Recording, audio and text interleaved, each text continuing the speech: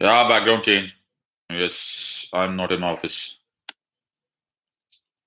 Thank you. Good. How was your day? Thank you very much. Thank you. Thank you very much. आज का बिल्कुल absolute new topic we are going to do. We are going to do CBI, we are going to do CVC. Lokpal को सिर्फ touch करेंगे and we will do NHRC, the national human rights commission. Okay. Thank you Rajkumar. Thank you. हाँ, पूछो doubt my friend. Tell. सारे लोग answer doubt.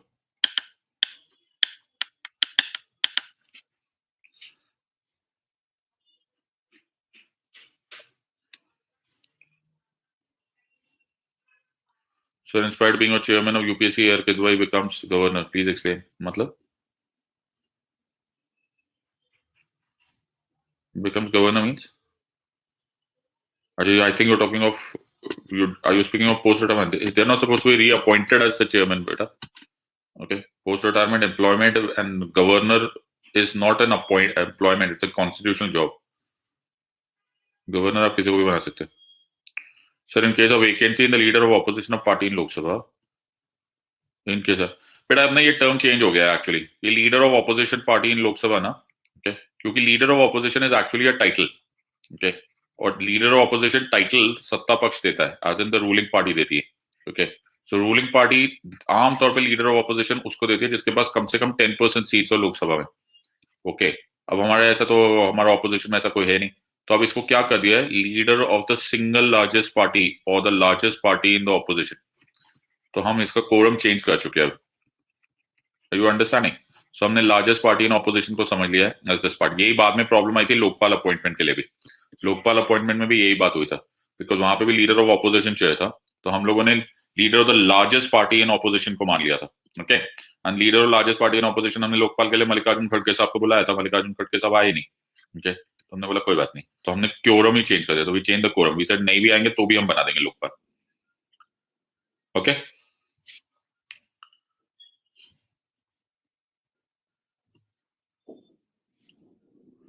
जज after retirement is not eligible to employment in public any public institution.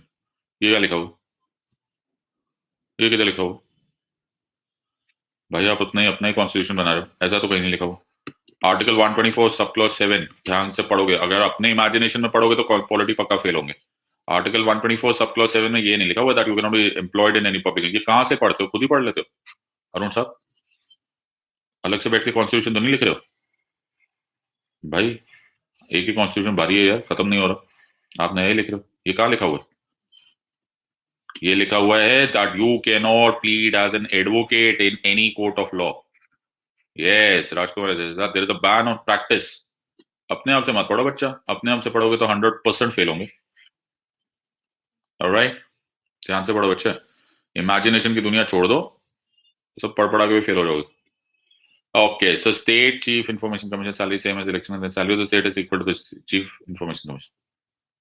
क्या है? State chief information, state of election commission. अब तो ये चेंज हो गया यार. ये क्या पुरानी दुनिया में जा रहे हो? अब तो पढ़ा दिया ना मैंने, as decided by the central government है. ये तो चला गया. ओके.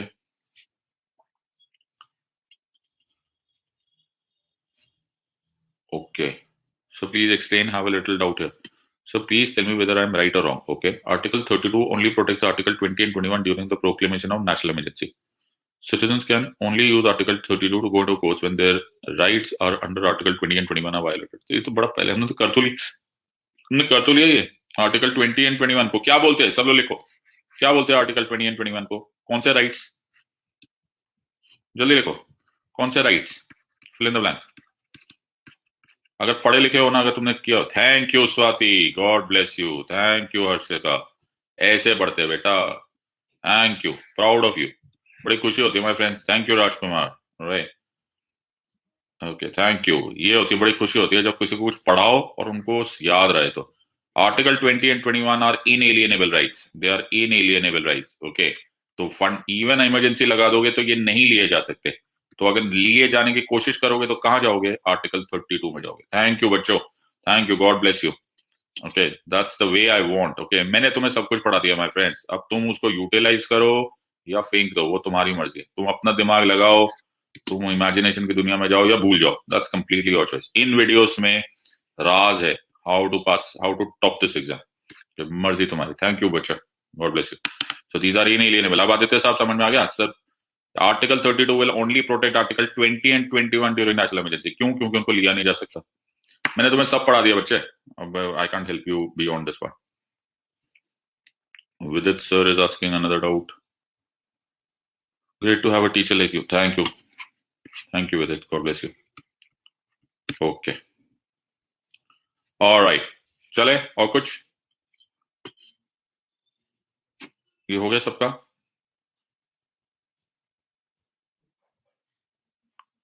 ओके। ऑलराइट, तो आज का topic CBI, CVC and Lokpal. Lokpal को सिर्फ टच करेंगे, बाकी कल कर लेंगे। आज करेंगे in details rest of the topics. Okay, अब हम पढ़ेंगे the central bureau of investigation. Central bureau of investigation बड़ा लंबा चौड़ा टॉपिक है, मैंने इसको इंट्रोड्यूस ही बड़ा इंट्रोड्यूसिव किया। It is the Interpol of India. It is the Interpol of India. इस स्लाइड पे दोबारा आएंगे। Okay, now please pay attention to what I am trying to tell you. Now हुआ क्या था? There was a long history with this. Okay. Now the history of this is that 1941 में India ने join कर लिया था world war 2 with helping England. तो Britain ने यहाँ पे बनाया what is called as a war supplies department. क्या बना? The war supply department. Okay, now war supply department का काम था वर्ल्ड वॉर 2 में main material resources etcetera etcetera बहुत सारी सप्लाईज प्रोवाइड करना। ब्रिटिशर्स को लगा थोड़े टाइम बाद यार यहाँ पे कुछ गड़बड़ हो रही है। ओके, दैट इज करप्शन हो रहा है। ओके, बताओ हम करप्शन कितना पुराना झगड़ रहे। ओके, वॉर सप्लाई डिपार्टमेंट में करप्शन से डील करने के लिए हमने बनाया द स्पेशल पुलिस एस्टैब्लिशमेंट। क्या बनाया हमने मतलब ब्रिटिशर्स ने बनाया व्हाट इज कॉल्ड एज एसपीई और द स्पेशल पुलिस एस्टैब्लिशमेंट, जिसी को बाद में 1946 में नाम दिया गया Delhi special police establishment. Because इसके लिए एक एक्ट बना जिसको बोला गया Delhi special police establishment act of 1946। Okay, यही DSP Delhi special police establishment act 1946 में कंटिन्यू रहता गया। और फिर 1963 में हमारे मिनिस्ट्री ऑफ होम अफेयर्स ने एक नोटिफिकेशन निकाला और इस ministry of home affairs notification में हमने एक नोटिफिकेशन में इस डीएसपी को नया नाम दिया और उसको हम बोलने लग गए CBI, the central bureau of investigation. Therefore central bureau of investigation का कोई स्पेशल एक्ट नहीं बनाया गया अलग से, उसे एक मिनिस्ट्री ऑफ होम नोटिफिकेशन से निकाला गया। वो आज भी फंक्शन कर रहा है according to this act. Which act? The Delhi special police establishment act of 1946। सबको समझ में आया या नहीं फ्रेंड्स? सबको समझ में आया? गुड। नोट्स बन गए?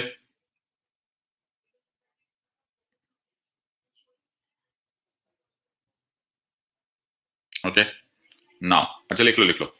सो 1941 का स्पेशल पुलिस एस्टैब्लिशमेंट, फिर दिल्ली स्पेशल पुलिस एस्टैब्लिशमेंट, फिर सीबीआई मिनिस्ट्री। याद रखने वाली बात है इस पूरी कथा में दो बड़ा जरूरी स्टोरीज है। एक ये वर्ड स्टोरी बड़ी जरूरी है दैट कौन सा एक्ट फंक्शन करता है, और दूसरा ये ईयर भी है। इनफैक्ट तीसरा जो point which is very important है कि ये अभी भी एक स्पेशल एक्ट से महरूम है, इन द सेंस कि अभी भी स्पेशल एक्ट नहीं बनाया गया। It is a ministry of home affairs notification. There is no special statute for the CBI.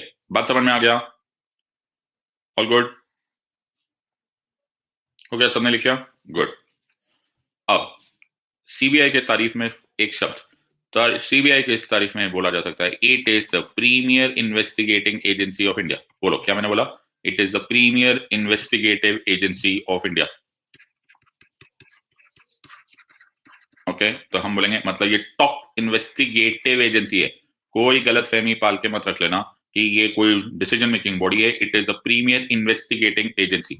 जब पहले पहले सीबीआई बना तो उसके से दो पार्ट्स थे, बड़े ब्रॉड दो डिविजन थे। One was called as the general offences wing. क्या बोला इसको? General offences wing. और दूसरा था which is called as the EOW, called as the economic offences wing.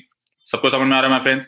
As the name suggest economic offences wing तब ज्यादातर black marketing, counterfeiting of currency, okay, currency counterfeiting, ये सब काम में ज्यादातर रोल प्ले करता था। धीरे धीरे सीबीआई का रोल बढ़ने लग गया। ओके, और फिर आया the prevention of corruption act 1987। कौन सा एक्ट? जल्दी बोलो, लिखते जाओ। क्या लिखोगे? Prevention of corruption act of 1987, पोका ऑफ 1987। पोका ऑफ 1987 आया, सीबीआई को एक और काम आया। सीबीआई ने बनाया what is called as the anti corruption division. क्या बोला इसको? Anti corruption division. Okay, so हम लोगों को जीओडब्ल्यू में से एक स्पेशल डिवीजन बनाना पड़ा और वो स्पेशल डिवीजन बनाना पड़ा, उसको नाम दिया गया anti corruption division.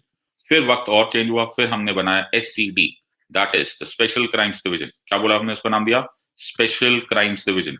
Special crimes division का काम था कन्वेंशनल क्राइम्स को भी डील करना। क्या करना, कन्वेंशनल क्राइम्स को डील करना। कैसे, Aarushi murder case, Priyadarshini Mattoo case, Jessica Lal case, et cetera et cetera. Sorry, Jessica Lal तो दिल्ली पुलिस ने किया था। Okay, so Aarushi murder case, Priyadarshini Mattoo case, all these cases में जो भी रोल प्ले कर रहा है वो कौन करेगा, वो करेगा स्पेशल क्राइम्स डिवीजन। बात समझ में आया या नहीं? फिर हमने धीरे धीरे इसको और डिवीजन करते चले गए, हमें मिले कुछ स्पेशल टास्क फोर्सेस। ओके, कुछ स्पेशल फंक्शनिंग के लिए हम स्पेशल टास्क फोर्सेस को अपॉइंट करने लगे। जैसे फॉर सम इंटरनेशनल क्राइम्स हुआ या कुछ और, जैसे चौकसी के केस में डाला गया, उसमें स्पेशल टास्क फोर्स हुआ। फिर हमने CBI की एक ट्रेनिंग अकेडमी बनाई जो कि गाजियाबाद में लोकेटेड है। फिर फोरेंसिक डिवीजन बनाया गया, as form what is called as CFSL, central forensic science laboratories. क्या मैंने बोला, सेंट्रल फोरेंसिक साइंस लेबोरेटरीज, लिख लिया।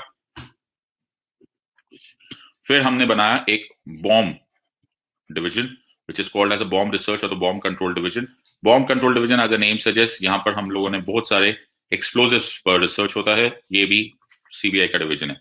और CBI का फिर एक डिवीजन बनाएगा जिसको बोला गया डायरेक्टरेट ऑफ प्रोसिक्यूशन। ये क्या है सर? भाई हमने इन्वेस्टिगेशन कर तो लिए, लेकिन क्या ये कोर्ट की स्ट्रैटेजी, कोर्ट में केस जीते बिना आपको कन्विक्शन तो होने वाला नहीं है। तो ये डायरेक्टरेट ऑफ प्रोसिक्यूशन एक्चुअली ये डिसाइड करेगा ये केस जीता भी जा सकता है कि हमें टाइम पास है। Are you understanding? सो हमारे पास अब बहुत सारी डिविजन हो गई है CBI की, hence it has got multiple roles. बात समझ में आया या नहीं?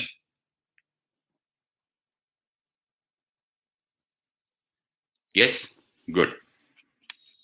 लेकिन सर हमने स्लाइड तो किसी और तरह से स्टार्ट की थी। यस, यही तो बात है।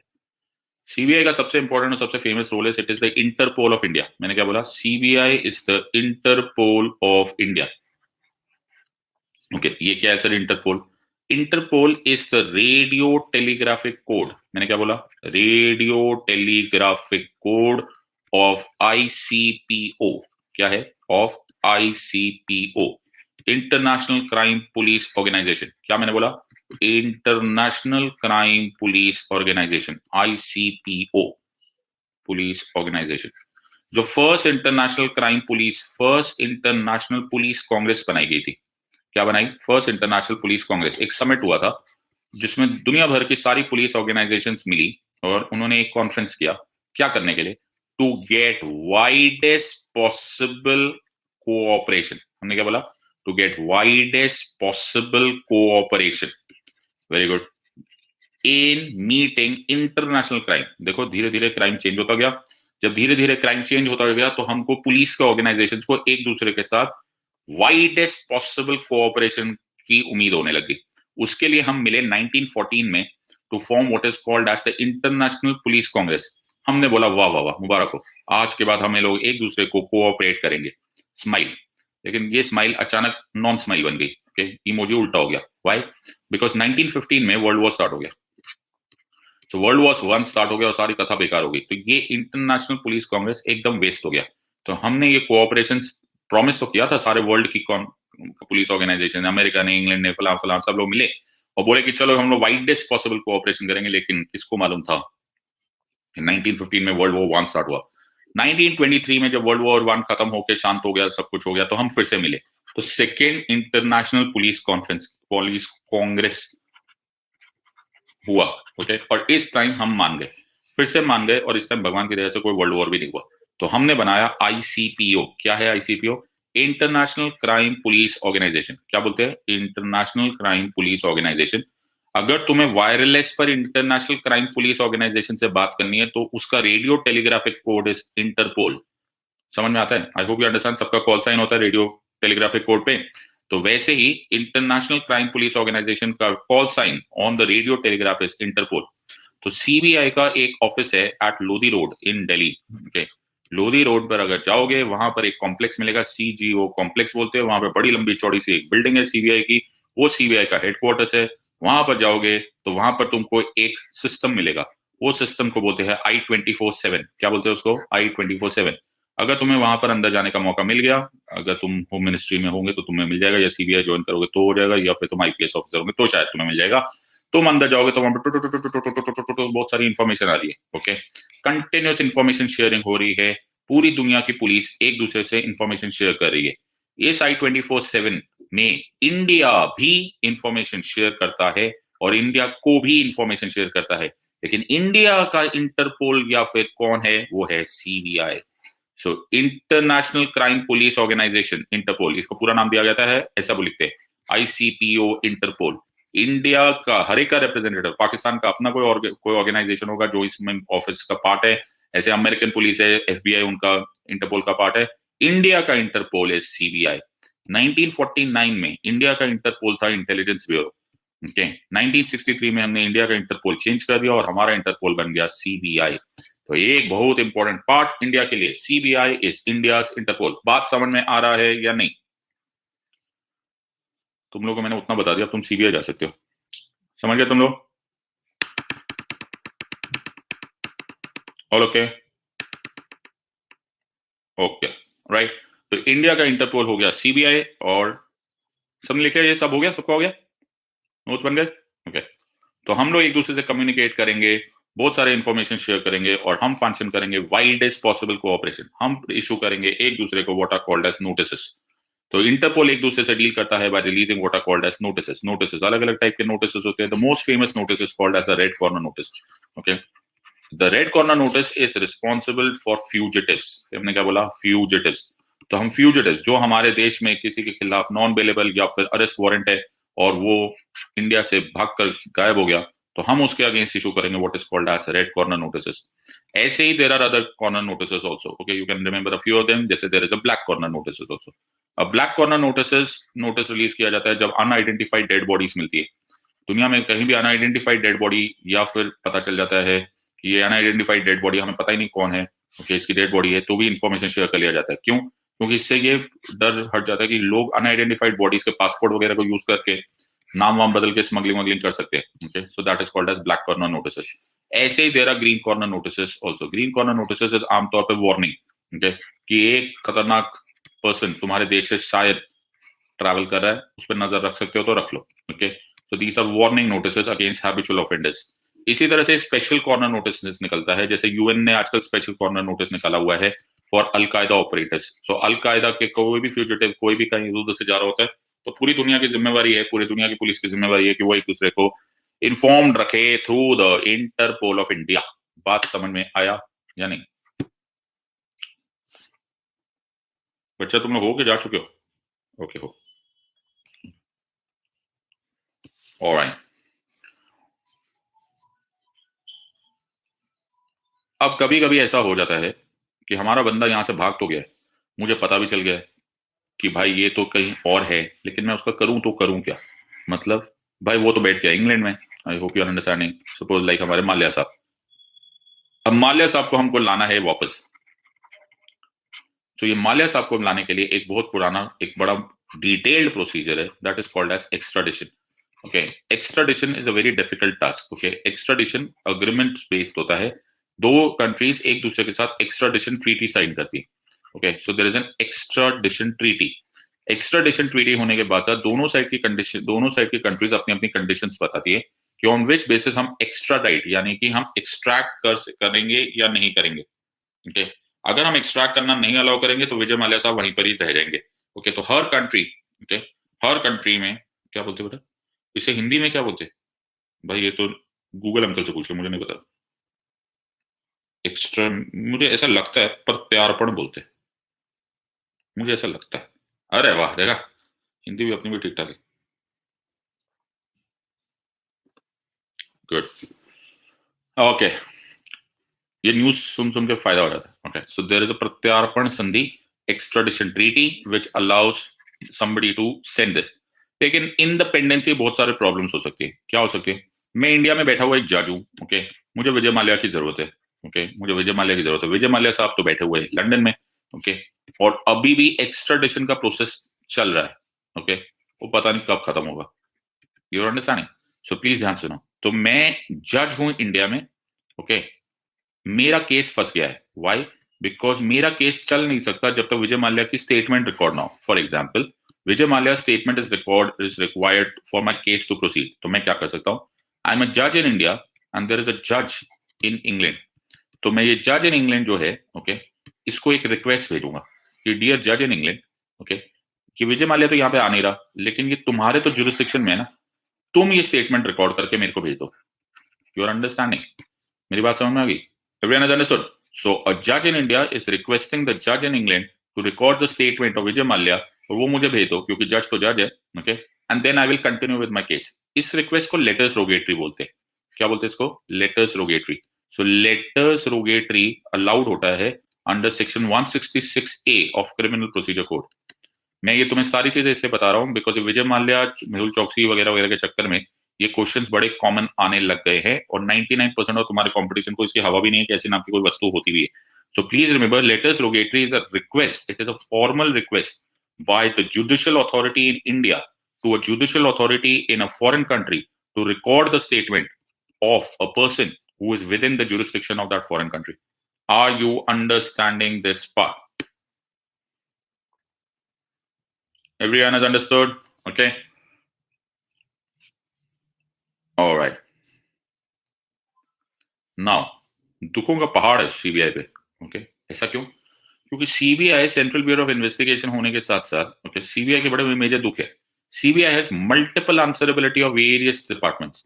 DOPT, that is the department of personnel and training, जो कि एक्चुअली प्राइम मिनिस्टर्स ऑफिस में आता है, उसका काम होता है एडमिनिस्ट्रेटिव बजट का। एडमिनिस्ट्रेटिव बजट और टू द सीबीआई वो देगा, एडमिनिस्ट्रेटिव बजट वो देता है DoPT. Ministry of home affairs IPS officers etcetera की कैडर्स एमएओएचओ डिक्लेयर करता है। इसी में यूपीएससी भी DSP levels and above officers को की एग्जाम नोटिफिकेशन वो करते हैं। Ministry of law and justice appoint करता है पब्लिक प्रोसिक्यूटर्स को। पब्लिक प्रोसिक्यूटर्स वो होते हैं जो कि सीबीआई के लॉयर्स है। ओके, तो सीबीआई के जो लॉयर्स है जो कि कोर्ट में रिप्रेजेंट करेंगे वो आंसरेबल है ministry of law and justice को। तो तुम्हारे तो दुखों का बवंडर है। You are answering to DOPT, you are answering to MOHO, you are answering to ministry of law and justice, and you are answering to UPSC. No answerability से उससे भी ज्यादा बड़ा दुख होता है when you have multiple answerability, and that is one of the major problems with CBI, that it has got diffuse responsibility. Word क्या use करोगे? It has got diffuse responsibility. It is answering to various ministries, और क्योंकि various ministries होती है, there is always bound to be conflict of interest. बात समझ में आया या नहीं?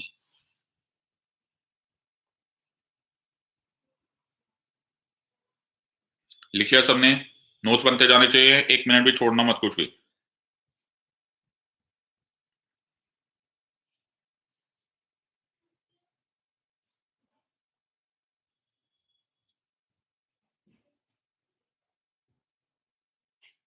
लिख लिया प्रिया? गुड। ना, एक अजीब सा दिन आया सीबीआई के नसीब में भी। ओके, तो सीबीआई का पूरा सीन चेंज हो गया द मोमेंट। नाउ सीबीआई को दिन चेंज हो गया when there was a very famous, in fact an infamous case called as Jain हवाला केस। ओके, जैन हवाला केस, दो ब्रदर्स थे जैन्स, ओके, उनका सरनेम था, I forget the name. Okay, ऐसा माना गया था जैन हवाला केस में the large amount of corruption and kickbacks दिए गए हैं to various political parties. Jain brothers की डायरी पकड़ी गई थी। ओके, बड़ी फेमस इंसिडेंट था। तुम लोग तो शायद पैदा भी नहीं हुए थे। ओके, तुम लोग कहाँ से पैदा हुए होंगे? नहीं, तुम लोग पहले को पैदा नहीं हुए थे। ओके, सो 1991 का इंसिडेंट था ये। Okay, so what had happened now, सबको मालूम था ये तो ओपन एंड शट केस है, ये तो पकड़े ही गए 100%। थोड़े टाइम बाद हमने रियलाइज किया कि पकड़े क्या जाएंगे, कुछ नहीं हुआ। ओके, द सीबीआई, ओके, इसके बारे में कुछ नहीं कर पाई। The case fell flat on its head, okay, on its face, and it was a disaster. थोड़े टाइम बाद एक बड़े फेमस जर्नलिस्ट साहब है मिस्टर विनीत नारायण। विनीत नारायण साहब ने एक पीआईएल डाला और वो केस हो गया द विनीत नारायण केस, जिसमें उन्होंने चैलेंज किया कि ये कैसा सीबीआई है। Okay, this is a botched up investigation, this case should have been an open shut case, लेकिन सीबीआई इसके बारे में कुछ भी नहीं कर सका। और वही केस एक लाइफ चेंजिंग मोमेंट हो गया सीबीआई के लिए। सीबीआई के लिए supreme court became so angry noticing the bad investigation that उन्होंने विनीत नारायण केस 1997 में अपनी जजमेंट में सीबीआई को इन वर्ड्स में क्रिटिसाइज किया। उन्होंने बोला CBI is a caged parrot. CBI is a caged parrot was a statement made by the supreme court criticising CBI because इतना ज्यादा पॉलिटिकल इंटरफेरेंस है कि you can not just keep your mouth. इसलिए इसको बोला कि तोता है ये वो बोलता है जो कि इसका मालिक बोलता है. In other words, it was showing that it is not at all free from political interference, and CBI was therefore criticized hugely by the Vineet Narayan case. और ये तुम्हारा क्वेश्चन आ जाता है. क्वेश्चन ये आ जाता है कि CBI is a cage parrot. Why? And what was done to ensure कि CBI does not remain a cage parrot? Okay, cage parrot की लाइन आएगी, तुम्हें याद आना चाहिए विनीत नारायण केस ऑफ 1997, जिसमें CBI was criticized as cage parrot because of political interference. सबको समझ में आ गया friends? Picture clear? Okay, now इस विषय में हम थोड़ी देर में देखते हैं.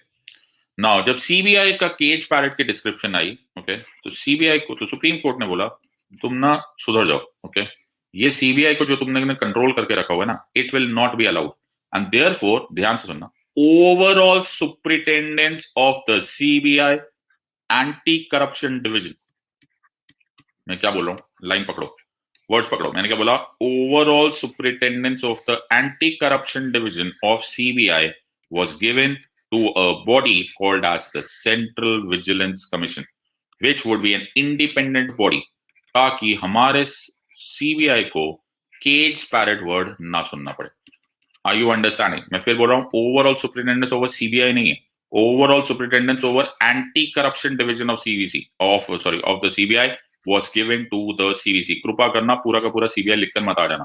Only the anti-corruption division was brought under the CVC. CVC, जिसके बारे में हम थोड़ी देर में पढ़ेंगे, okay,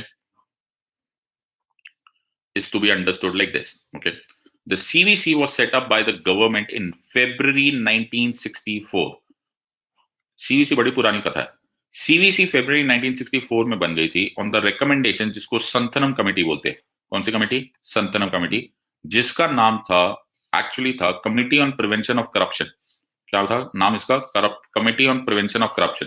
इनका काम था, वर्ड्स को पकड़ना my friends, to advise and guide central government agencies in the field of vigilance. वाह वाह वाह, कितनी मेहनत की हमारे देश ने. ओके, हमने बनाया सीवीसी केवल एज अ रिकमेंडरी बॉडी जो करेगा advice and guide. Okay, I hope you are understanding. ऐसे एडवाइस और गाइड तो कोई भी कर सकता है. ओके, इसलिए CVC pretty much became a useless body जब तक कि CVC was not given a statutory power. CVC बेचारे को कोई स्टैट्यूटरी पावर ही नहीं थी, वो एडवाइस कर रहा था. बाइंडिंग की तो कोई वैल्यू नहीं थी माय फ्रेंड्स. तो जब विनीत नारायण केस आया, क्या आया? विनीत नारायण केस आया, और सीबीसी जो सुप्रीम कोर्ट ने डांट दिया by using the word cage parrot, तब द एंटी करप्शन डिवीजन को बोला गया कि भाई तू आ जा सीवीसी के अंडर. Are you understanding? तो विनीत नारायण केस 1997 का सुप्रीम कोर्ट का ये केस सीबीआई और सीवीसी की जिंदगी में बड़ा मेजर चेंज है. Okay, it was a complete U turn from what they were doing earlier. Okay, so Vineet Narayan case के बाद सीवीसी के बारे में आ रहोगे. Why? This apex vigilance organisation को मिला स्टैट्यूटरी स्टेटस. वाह वाह वाह, क्या मिला?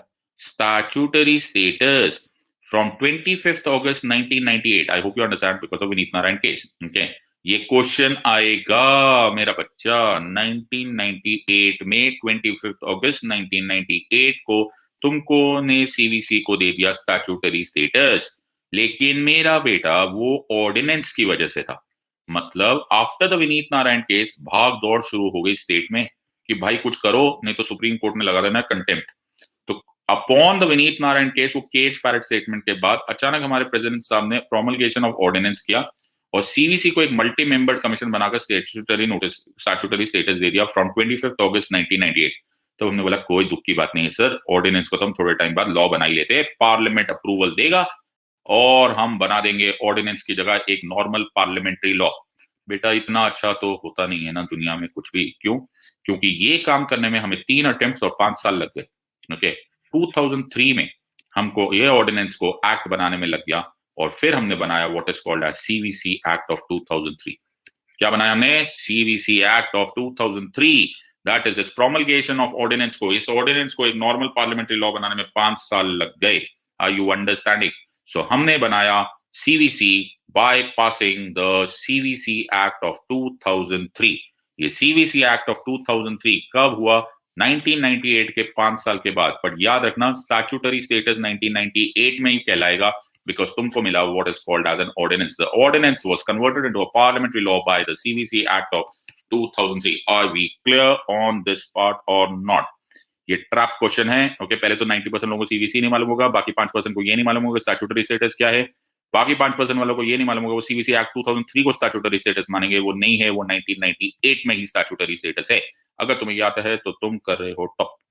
Are you understanding this part? बच्चा समझ में आ रहा है या नहीं?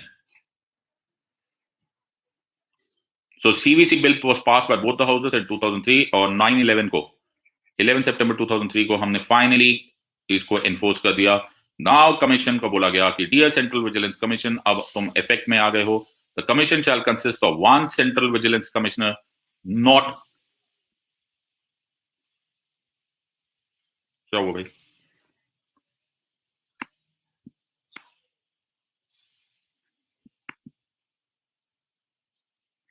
क्या हट गया? ये क्या है? ये 2-3 कमेंट्स जो मोहित के ऊपर वाले वो प्लीज दे दो, मेरे को समझ में नहीं आ रहा है. ये सब कुछ कुछ कुछ कुछ हो गया.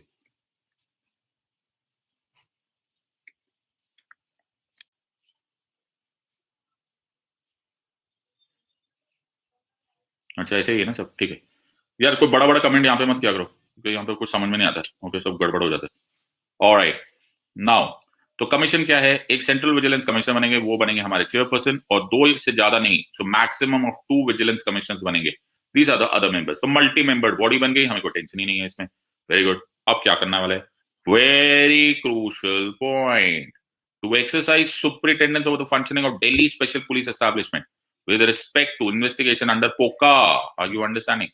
और फॉर ऑफेंसेस जो कि प्लीज रिमेंबर सीवीसी केवल एंटी करप्शन डिवीजन से रिलेटेड है. ओके, नाउ उसी तरह से हमने progress of investigations conducted by DSP into offences having conducted, ये सब prevention of corruption, prevention of corruption, prevention of corruption की बात है. Public interest disclosure, protection of informer and recommend appropriate action. 2004 में हमने सीवीसी की गेम चेंज कर दी. क्या बोला? अब मैं तुम्हें पहले कुछ और बता देता हूँ, सुनो मेरा. मतलब मैं एक दिन तुमको सीबीआई लेकर जाता हूँ. ओके, तो मैं एक दिन सीबीआई लेकर गया. ओके, तो मैंने धर्मेंद्र को लेकर गया, बेटा तू चल धर्मेंद्र, तेरे को मैं सीबीआई लेकर जाता हूँ. सीबीआई बोला, तो धर्मेंद्र बोला सर मेरे को एक बंदे के खिलाफ कंप्लेंट करनी है, मुझे मालूम है कि वो करप्ट आदमी है. ओके, तो धर्मेंद्र एक पेज पर A4 साइज पेपर पे पूरा का पूरा कंप्लेंट लिख कर आया था.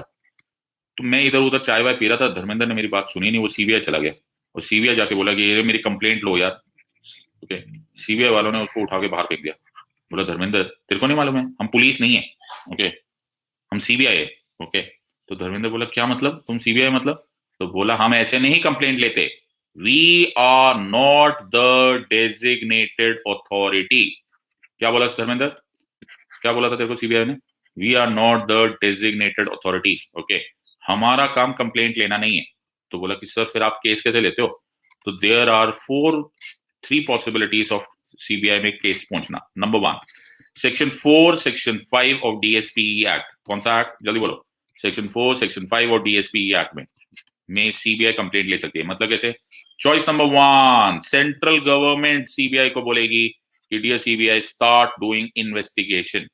स्टेप नंबर 2, स्टेट रिक्वेस्ट करेगा या स्टेट अलाउ करेगा सीबीआई को इन्वेस्टिगेट करना है. ये तुमने बहुत बार सुना होगा, न्यूज में होता है. अचानक डिमांड शुरू हो जाती है, फलां फलां स्टेट में फलां फलां क्राइम हुआ है, लोकल पुलिस इन्वेस्टिगेट नहीं कर सकती, सीबीआई को दिया जाए.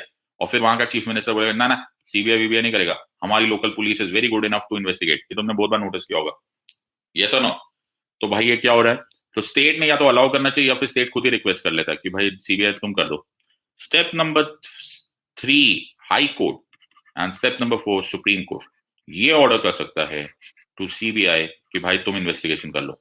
अगर हाई कोर्ट या सुप्रीम कोर्ट करे तो मुझे सेक्शन 4 and 5 नहीं करना. तो what are the 4 ways? Number 1, section 4 of DSP act, who will allow that or who will order? Central government. Number 2, section 5 of DSP act, who will do this? State will allow or state will request. Number 3, high court will allow or high court will order. And step number 4, supreme court. तुमने notice किया बेटा, ये सब लिखते चले जाओ. मैं seriously बोल रहा हूँ, तुम टॉप मटेरियल पढ़ रहे हो. ओके, तुमको ख्वाबों ख्यालों में नहीं पढ़ने मिलने वाला है कहीं पे भी. Okay, now the point here is, note करते जाओ. Okay, keep doing it. Alright, तो भाई मैं धर्मेंद्र से मैं बड़ा सिंपैथाइज कर रहा हूँ. तो मैं धर्मेंद्र में पता बोला सर ये तो बुरी बात है ना. भाई मेरे को भी तो इन्फॉर्मेशन थी, ओके, मेरे को भी तो इन्फॉर्मेशन थी, मेरा तो कुछ सुन नहीं रहा। मैंने कहा बेटा तू ऐसे मत कर, चिंता मत कर। 2004 के ऑनवर्ड्स अब तू कंप्लेन कर सकता है। किसको कंप्लेन कर सकता है? सीबीआई को नहीं, सीवीसी को। किसको करेगा? सीवीसी को। व्हाई? बिकॉज सीवीसी को बना दिया गया है द डेजिग्नेटेड अथॉरिटी। क्या करने के लिए? To receive written complaints, to receive written complaints. CVC ये मैटर को प्रपोज टू फॉरवर्ड करेगा टू द सीबीआई और उसको देगा सैंक्शन फॉर प्रोसिक्यूशन। क्या मैंने बोला? Sanction for prosecution. और सीबीआई तो अभी ही आगे की प्रोसीडिंग्स करेगी। तो अगर आपको कंप्लेन करना है तो सीबीआई नहीं जाना है। कहां जाना है? कहां पर कंप्लेन करना है? सीवीसी में। ओके, सीवीसी का वेबसाइट है, वहां पर जाके कंप्लेन कर दो। Are you understanding? सीवीसी खुद देखेगा तुम्हारी बात ठीक ठाक लगी तो। Everyone is understanding? So now there are 5 ways of reaching the CBI: 4, 5, High Court, Supreme Court, and complaint to the CVC. बात समझ में आया तो गलती से सीबीआई के ऑफिस में मत चले जाना, वो लोकल थाना नहीं है, वहां पे कोई ड्यूटी ऑफिसर नहीं बैठा हुआ कंप्लेंट लेने को। Are you understanding? All good, very good.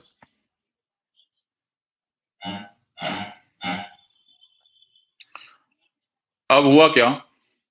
हमने बनाया सीवीसी, हम बड़े खुश हो गए, वाह ये होता है, अब हमारी इन्वेस्टिगेशन बहुत बढ़िया चलेगी because CVC will do overall superintendent. अरे कुछ नहीं इंटरफेरेंस, क्या को सीवीसी में huge amount of state interference है। Okay, huge amount of state. दूसरी बात है, अगर तुम्हें सीवीसी को कंप्लेंट कर भी दिया तो क्या खराब कर दिया यार? Nothing is going to function. Why nothing is going to function sir? Sir वो खुद थोड़ा इन्वेस्टिगेशन करेगा। Are you understanding? वो खुद थोड़ा इन्वेस्टिगेशन कर देता है। वो इन्वेस्टिगेशन तो फिर सीवीसी को उसको दे देगा, ओके, सीबीआई को। तो सीबीआई तुमने ऑलरेडी देख लिया है कि जब सीबीआई खुद ही पूरी तरह से तो कंट्रोल में है तो ये तो बड़ा मुश्किल पड़ जाएगा, तो हमारा तो काम ही फंस जाएगा। सो हमने सुपरिटेंडेंस तो दे दिया बट हमने बहुत माइल्ड सुपरिटेंडेंस दिया। Why? Because none of these recommendations are binding on the government. None of these recommendations are binding on the government, and therefore the process of CVC is a huge failure. It is a huge failure. Why? Because हमारा काम हुआ नहीं. Okay, there was still the need for autonomy of CBI. Autonomy of CBI कोई भी अभी भी effect नहीं हुआ, and therefore अब हमारी एक और डिमांड स्टार्ट होगी। हमने बोला सर ये तो आप ठीक नहीं कर रहे हो। मतलब हमने बोला है ओवरऑल सुपरिटेंडेंस, तो आपने केस संथनम कमेटी वाला सीवीसी को स्टैट्यूटरी स्टेटस तो दे दिया, लेकिन ये सीवीसी मेरे किसी काम का नहीं हो रहा, it has a very mild effect. तो ठीक है आप इसे डेजिग्नेटेड अथॉरिटी वगैरह वगैरह रख लो, लेकिन दिस इज नॉट इनफ। तो फिर हमने क्या किया? Thankfully came the great rally, इसको हम कल करेंगे डिटेल में, द अन्ना हजारे रैली। और एक और बार डिमांड स्टार्ट हो गई which is called as the Lokpal and Lokayukta act की। सो अब हमने इसको रिप्लेस कर दिया है by the Lokpal and Lokayukta act of 2013, which is considered as a far more better superintendence than the CVC. Are you understanding? इसको हम करेंगे बाद में डिटेल में with regards to this entire structure. बात समझ में आया? Yes or no?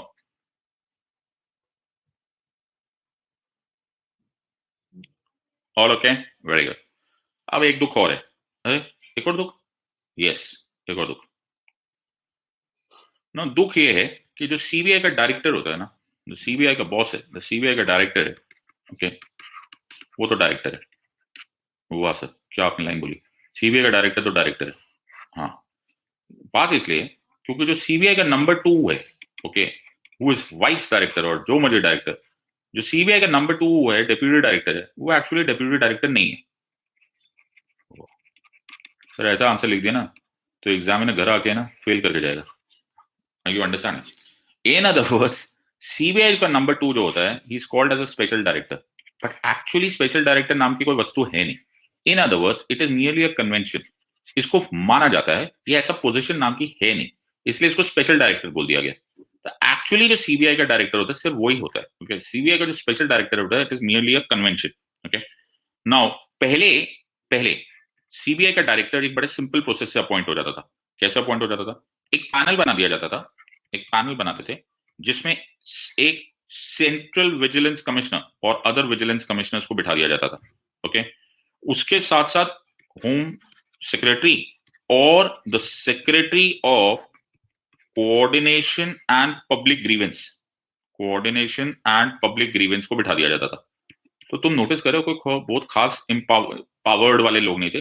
Okay, central vigilance commissioners, other vigilance commissioners, home secretary, secretary coordination and public grievance, जो कि एक्चुअली कैबिनेट सेक्रेटेरिएट से आते थे, इनको बिठा दिया जाता था और इनको बोल दिया जाता था कि भाई तुम ना रेकमेंड करो XYZ का नाम, और क्या पूछे विकास सर, एक मिनट जो सर, रिकमेंड करो किसी का नाम, एक्स का नाम, और फिर हम उसको अपॉइंट कर देंगे as the CBI director. You understanding this part? Everyone has understood? तो ये कब था? ये था लोकपाल एंड लोकायुक्त एक्ट 2013 आने से पहले। एक मिनट देख लेते हैं, विकास सब कुछ पूछ रहे हैं।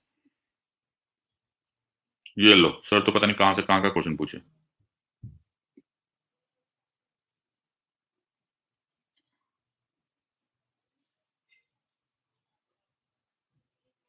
यार ये आप कहां से कहां क्वेश्चन पूछते हो बच्चा? ये लोग, ये आई कांट टेक ऐसा ऐसा अननेसेसरी मत डाउट्स।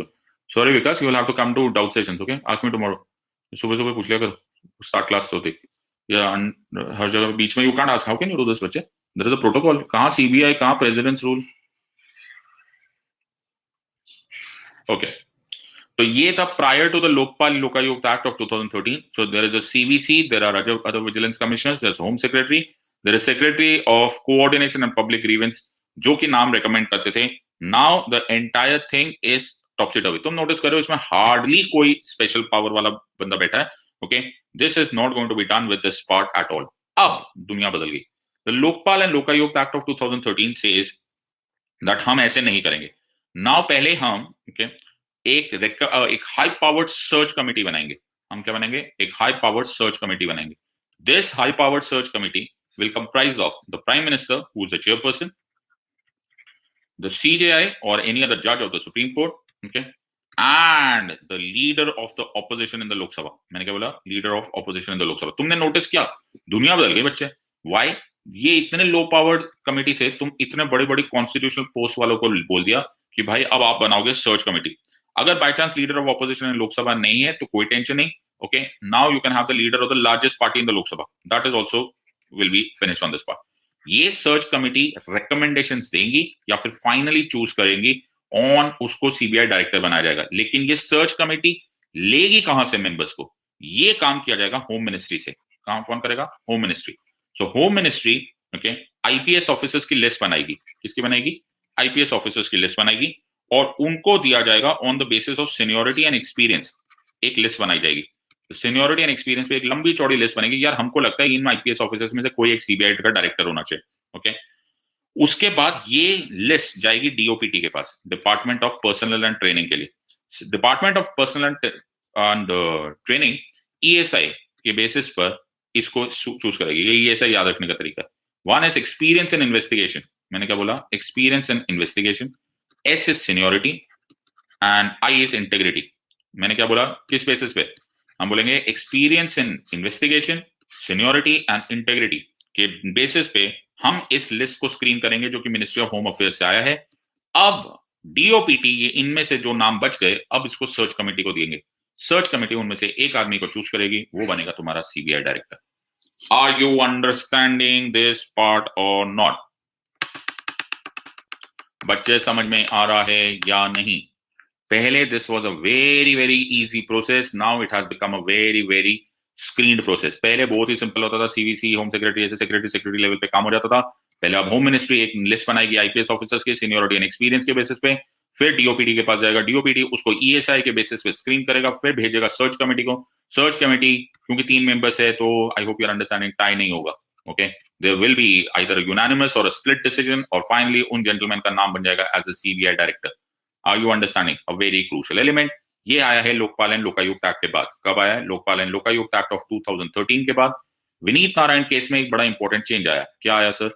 विनीत नारायण केस में हमने नोटिस किया कि सुप्रीम कोर्ट ने बोला दुनिया इधर की उधर हो जाए, ओके, सूरज ईस्ट से की जगह वेस्ट से निकल जाए, CBI का टर्म, डायरेक्टर का term maximum 2 years, sorry minimum 2 years fixed होगा until and unless this high powered search committee, okay, which comprises of the prime minister, the CJI or the leader of the opposition in the Lok Sabha is convinced, yeah, it recommends कि ये term change कर दिया जाए। Are you understanding? So there shall be a fixed term of 2 years. Are you understanding this part? So sir, आप इतने इसे चिल्ला के क्यों बोला आपने? बिकॉज दुनिया बदल गई, बार बार होता है सर। ओके, यस, क्या हो गया? प्रॉब्लम हो गई आलोक वर्मा साहब के साथ। आलोक वर्मा साहब हमारे सीबीआई के डायरेक्टर थे। ओके, आलोक वर्मा साहब was the CBI director. Okay, Alok Verma साहब के टर्म के दौरान एक स्पेशल डायरेक्टर, ये मतलब क्या होता है सर स्पेशल डायरेक्टर? अरे बाबा, जिसको हम मानते हैं डायरेक्टर नंबर 2, स्पेशल डायरेक्टर साहब राकेश अस्थाना साहब को बना दिया गया। राकेश अस्थाना साहब को जैसे ही बनाया गया, आलोक वर्मा साहब ने सीवीसी को कंप्लेंट कर दी। सीवीसी को क्यों कंप्लेंट की भाई? किसी और को क्यों नहीं कंप्लेंट की? जल्दी बोलो, जल्दी बोलो, क्यों नहीं कंप्लेंट की? Because overall superintendence over anti corruption division किसका काम है? जल्दी बोलो, जल्दी बोलो, सीवीसी का। तो आलोक वर्मा साहब ने सीवीसी को बोला कि सर ऐसे करो, मेरे को तो ये बंदा ठीक नहीं लग रहा, राकेश अस्थाना को प्लीज प्रमोट मत करो, don't make him the special director. तो सीवीसी ने बोला ना मिस आलोक वर्मा, हमको कोई खास प्रॉब्लम नहीं, हमें तो ठीक लग रहा है ये बंदा। ओके, तो we are going to give him clean signal, please आप शांति से अपना काम कार्य करिए, ये अपना काम करेंगे। उसी दौरान जाने पता नहीं कहां से एक पीआईएल भी फाइल हो गया against mister Rakesh Asthana. Okay, और मिस्टर राकेश अस्थाना के खिलाफ पीआईएल फाइल हो गया कि राकेश अस्थाना को स्पेशल डायरेक्टर ना बनाया जाए। जब सुप्रीम कोर्ट ने पूछा आलोक वर्मा साहब को, और सॉरी सीवीसी ने पूछा आलोक वर्मा साहब को या पीआईएल ने पूछा, तो बोला कि एक स्टर्लिंग बायोटेक केस था। क्या था? Sterling biotech case. तुम लोग को खास आइडिया नहीं होगा, एक जैसे विजय माल्या वगैरह भागे है ना, वैसे स्टर्लिंग बायोटेक वाले भी भागे।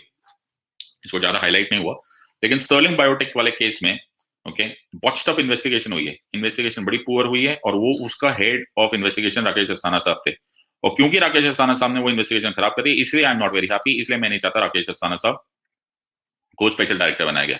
लेकिन कोई बहाना ही नहीं। ओके, सो आलोक वर्मा साहब के ये बात को राकेश अस्थाना साहब को फिर भी बना दिया गया स्पेशल डायरेक्टर।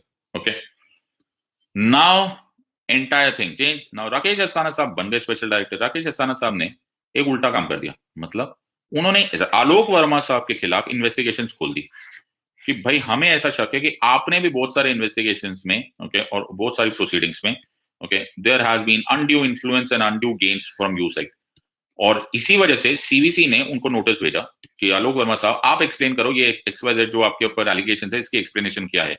इन other words show cause notice release किया गया। इन अदर वर्ड्स बड़ा अजीब सा ट्रेजेडी होगी कि डायरेक्टर नंबर 1 ने डायरेक्टर नंबर 2 पे और डायरेक्टर नंबर 2 ने डायरेक्टर नंबर 1 पर इन्वेस्टिगेशन स्टार्ट कर दी। ओके, बड़ा बड़ा बुरा हाल खराब हो गया। गवर्नमेंट को बड़ा गुस्सा है, गवर्नमेंट ने दोनों को बुलाया और दोनों को डाइवेस्ट कर दिया उनकी पावर्स से। ओके, दोनों पावर्स को दोनों को हटा दिया, बोला कि भाई तुम निकलो, हमें तुम्हारा काम ही नहीं चाहिए, और इनफैक्ट हम एक इंटरिम डायरेक्टर बना रहे और हम तुम्हारी पावर्स को ले रहे। Are you understanding? एक इंटरिम डायरेक्टर बना दिया गया of the CBI. Okay, Alok Verma साहब became very angry. Alok Verma साहब से ऐसा कैसा? ओके, ऐसे थोड़ा ना।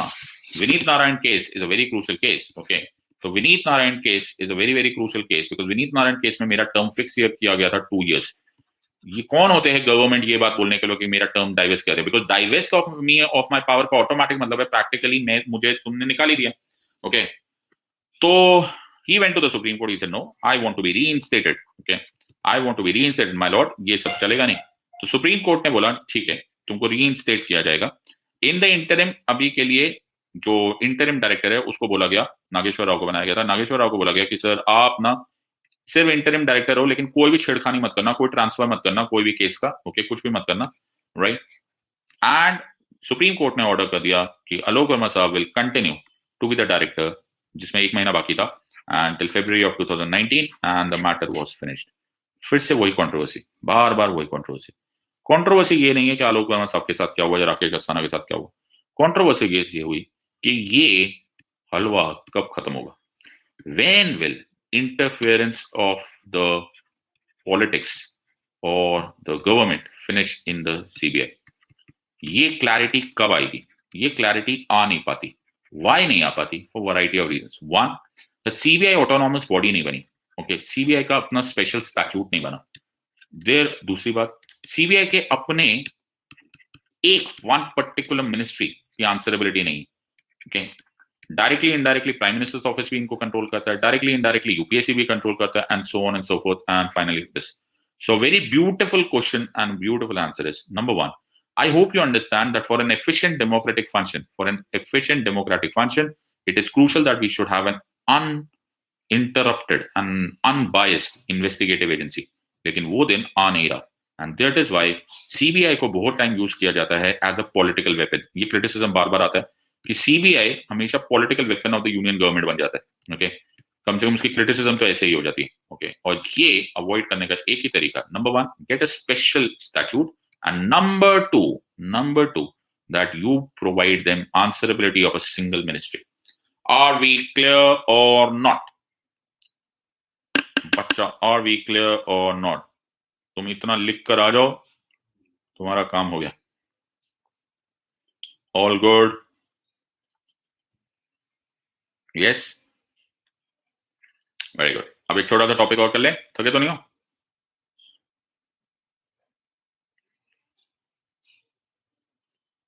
टुमारो? ये नो सर मतलब क्या? थके नहीं हो कि करना नहीं है? Continue sir. अच्छा, नहीं थके ना, वेरी गुड। छोटा सा टॉपिक है, वो बड़ा इंटरेस्टिंग टॉपिक है। Okay, the next topic is the national human rights commission, NHRC, national human rights commission. National human rights commission okay, हमने क्यों बनाया भाई? ये कोई बात है? क्यों बनाया मतलब क्या होता है? ओके, हमने इसलिए बनाया because national human rights commission 1993 में हम लोगों ने बनाया, बिकॉज एक दिन हम लोग को ये रियलाइज हुआ, देखो यार चक्कर क्या है, पहले हमको ये बात पता होनी चाहिए कि NHRC का स्ट्रक्चर क्यों है या हमारी रिक्वायरमेंट क्या है। Now the requirement of NHRC is this, that United nation declaration of human rights हुआ था। क्या था? United nation declaration of human rights. Now United nation declaration of human rights जब किया गया तो इंडिया भी उसकी सिग्नेटरी था। 10 दिसंबर 1948 को हम लोगों ने साइन किया, इंडिया भी उसका सिग्नेटरी था, वो इंडिया द पार्टी। तो इंडिया ने जब इसकी पार्टी बना दी तो हम लोगों ने बोला कि हम भी एक्सेप्ट करेंगे कि there should be human rights, इसलिए 10 दिसंबर 1948 को हम world human rights day celebrate करते हैं या फिर ऑब्जर्व करते हैं, whatever you want to say, celebrate तो नहीं होता वैसे। तो पहले हमको ह्यूमन राइट्स डिक्लेयर करना है, पहले हमें ह्यूमन राइट्स समझाना है। भैया तुम्हारे कहने से थोड़ा ह्यूमन राइट्स हो जाते हैं, क्यों? क्योंकि आप, मुझे कोई बोले भाई व्हाट इज ह्यूमन राइट्स, तो तुमको बोले सर ये ह्यूमन राइट्स क्या होता है, तो तुम बोलोगे सर सिद्धार्थ सर आपने हमको कॉन्स्टिट्यूशनल राइट बताया, आपने हमको स्टैट्यूटरी राइट बताया, आपने हमको फंडामेंटल राइट बताया, आपने ये राइट बताया, वो राइट बताया, ये वो ये ह्यूमन राइट्स क्या होते हैं? ओके, हर एक की अपनी अपनी डेफिनेशन होती है ह्यूमन राइट्स की, लेकिन मैंने तुम्हें पहले दिन में क्या बताया था, लॉ में सब कुछ रिटन, कॉम्प्रिहेंसिबल एंड क्लियर होना चाहिए। लॉ में कुछ भी आर्बिट्ररी एंड एम्बिगुअस नहीं होना चाहिए। तो ये डेफिनेशन में इसका मतलब क्या है? इसका मतलब ये है कि ये डेफिनेशन तुम्हें नेरोलैक पेन से लिखनी पड़ेगी। व्हाई? बिकॉज ये डेफिनेशन एज इट इज आनी चाहिए। Rights relating to life and liberty, equality and dignity of the individual guaranteed by the constitution और embodied in the international covenants and enforceable by courts in India. हुआ sir? ऐसी definition तो खुद ही human rights violation है। पहले मैं तुम्हें ध्यान से समझा देता हूँ। Okay, what is this? सबसे important part, rights related to life, liberty, equality and dignity of the individual guaranteed by the constitution, ये होता है one part of human rights. दूसरा, ये राइट्स किसी इंटरनेशनल कोवेनेंट में भी हो सकता है। इंटरनेशनल कोवेनेंट मतलब किसी एग्रीमेंट में तुमने मंजूर किया हो तुम्हारे देश ने, तो भी वो ह्यूमन राइट्स कहलाया जा सकता है। But what is most crucial is that it should be enforceable by courts in India. Okay, तो पाकिस्तान जाके कुछ गड़बड़ हो गया, ओके, हमारे कोर्ट्स तो उसके बारे में कुछ कर नहीं सकते, तो वो ह्यूमन राइट्स नहीं कहलाएंगे। Are you understanding? So what are the three categories? Rights relating to life, liberty, equality and dignity of the individual guaranteed by the constitution. तो ये तो आपने article 20, 21, I hope you are understanding, ये हमारे fundamental rights वाली बात है। Second, हमने इंटरनेशनल कोवेनेंट्स में जिनको एग्री कर लिया, and number 3 they should be enforceable by courts in India. तो मुबारक को ये वाले राइट्स कहलाएंगे, that it is going to be called as human rights. ये प्लीज डेफिनेशन याद कर लेना। NHRC इस साल का क्वेश्चन है 100% because of Michelle Blanchet. Okay, मैं तुम्हें बता रहा हूं, बात समझ लो। बात समझ में आ गया सबको? एवरीवन? ऑलराइट, अब क्या है, please pardon the bad formatting. अब ये कुछ चक्कर कुछ और है। चक्कर ये है कि ह्यूमन राइट्स वायलेशन इंडिया का इंडिया से मतलब है। व्हाट? यस, एक्चुअली हमने क्या नोटिस किया, ह्यूमन राइट्स ज्यादातर स्टेट ही लेता है। You are understanding? ज्यादातर violation of human rights state ही करता है, तो उसी के लोगों पर स्टेट ही भारी पड़ जाता है। ओके, और मैं स्टेट कर रहा है ह्यूमन राइट्स वायोलेशन, और मैं स्टेट को बोल रहा हूं कि डियर स्टेट, एक ना ह्यूमन राइट्स कमीशन बना जो नजर रखे, जो तुम पे नजर रखे कि तुम ह्यूमन राइट्स वायोलेशन ना बना। वाह वाह वाह, क्या राम राज्य है क्या? You are understanding? कि मैं स्टेट को ही बोल रहा हूँ कि स्टेट, मुझे मालूम है तू ही ह्यूमन राइट वायोलेशन करता है, और तू ही अपॉइंट कर एक NHRC जो तुझ पे ही नजर रखे कि वो ह्यूमन राइट्स वायोलेशन ना करे। What a beautiful structure. Okay, क्या जमाना आ गया। सब लोग इतने, सब लोग मेरी तरह थोड़ा ना भोले होते हैं। ओके, बट ऐसे है। ओके, उन लोगों को लगा तो NHRC या फिर कोई भी ह्यूमन राइट्स कमीशन अपने आप में एक बड़ा खतरनाक पैराडॉक्स है, बिकॉज स्टेट को स्टेट पर नजर रखने के लिए, जो कि खुद ही सबसे बड़ा वायोलेटर है, स्टेट खुद ही अपॉइंट करेगा एक NHRC जो कि स्टेट पर ही नजर रखेगा। मुबारक हो, वेरी गुड। तो हमने ये बात सोची कि भाई ये तो वो विचित्र चीज आप क्रिएट करवाने की सोच रहे हो। तो हमने बोला हाँ ये बात तो है, ये विचित्र चीज बनेगी तो इसके कुछ प्रिंसिपल्स होने चाहिए। ये प्रिंसिपल्स हमने एग्री किए 1991 में कि कोई भी ह्यूमन राइट्स ऑर्गेनाइजेशन, कोई भी ह्यूमन राइट्स इंस्टीट्यूशन जो हम बनाएंगे उसके कुछ स्पेसिफिक प्रिंसिपल्स होने चाहिए। नंबर वन, उसमें मैंडेट होना चाहिए एंड कॉम्पिटेंस होना चाहिए। ये क्या मतलब वैसा? मतलब उस देश का कॉन्स्टिट्यूशन या उस देश का लॉ ने उसको परमिशन देनी चाहिए। यानी कि वो कोई मतलब वो कोई ऐसे नॉन गवर्नमेंट ऑर्गेनाइजेशन जैसे नहीं होनी चाहिए। It should be sanctioned bye the constitution. Number two, उसके पास इतना एबिलिटी होनी चाहिए कि वो ह्यूमन राइट्स वायोलेशन के ऊपर नजर रख सके। तो नंबर वन क्या है Paris principle? Paris principle is mandate and competence. Number two, जितना तक हो सके वो ऑटोनॉमस होना चाहिए फ्रॉम गवर्नमेंट, ऑब्वियसली। ओके, मैं जिसकी नौकरी कर रहा हूं उससे जितना दूर रहूंगा तभी तो मैं उस पर नजर रख सकता हूँ। Number three, there should be independence, जो कि गारंटेड होना चाहिए बाय स्टैट्यूट और institution. Number five, there should be pluralism. Pluralism मतलब there should be multiple sources from this, multiple authorities must become a part of the CVC। फिर एक होना चाहिए उनके पास एडिक्वेट रिसोर्सेज होने चाहिए and adequate powers of investigation होना चाहिए। Can we repeat this everyone loud and clear? Number one, mandate and competence. Number two, autonomy from the government. Number three, independence guaranteed by the statute or the constitution. Number four is pluralism. Number five is adequate resources. And number six is adequate powers of investigation. सबको clear है या नहीं?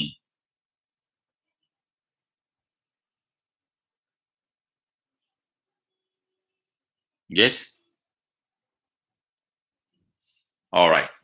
तो हम लोगों ने भी बोला, इंडिया ने बोला वेरी गुड, ये बहुत अच्छे अच्छे प्रिंसिपल्स हैं, हम भी आपकी बात से सहमत हैं, हम भी करेंगे। तो 12 अक्टूबर 1993 से हम लोगों ने एक ऑर्डिनेंस पास किया। क्या किया? हमने एक ऑर्डिनेंस पास किया। क्यों पास किया?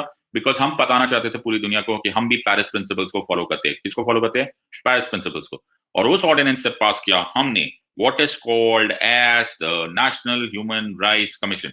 ओके, क्यों? क्योंकि हमने बनाया what is called as protection of human rights act 1993, जिसको हमने बाद में फिर अमेंड कर दिया है by the protection of human rights act of year 2006। सबको समझ में आ रहा है या नहीं friends? Everyone has understood?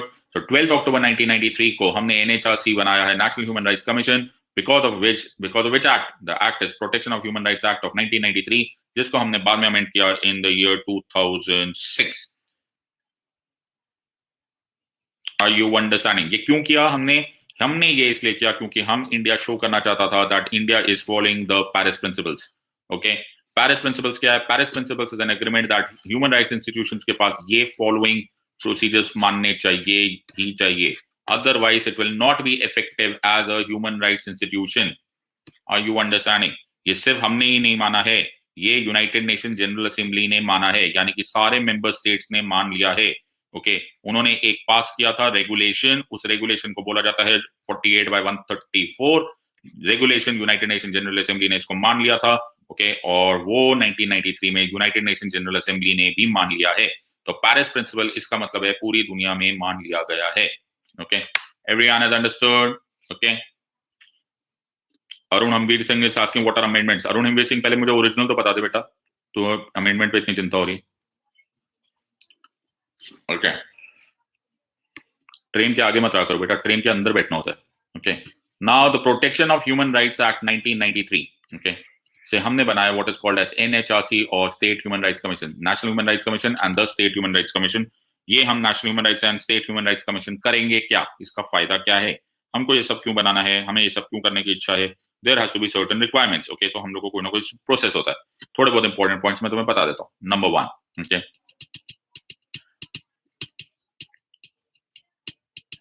Now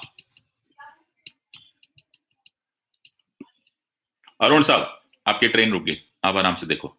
okay, तो ओरिजिनल नाउ तो हमारे पास है protection of human rights act of 1993। Okay, उसके बाद था 2006 और आजकल बड़ा क्लोजली ओके हमने इसको 2019 में अमेंड कर दिया।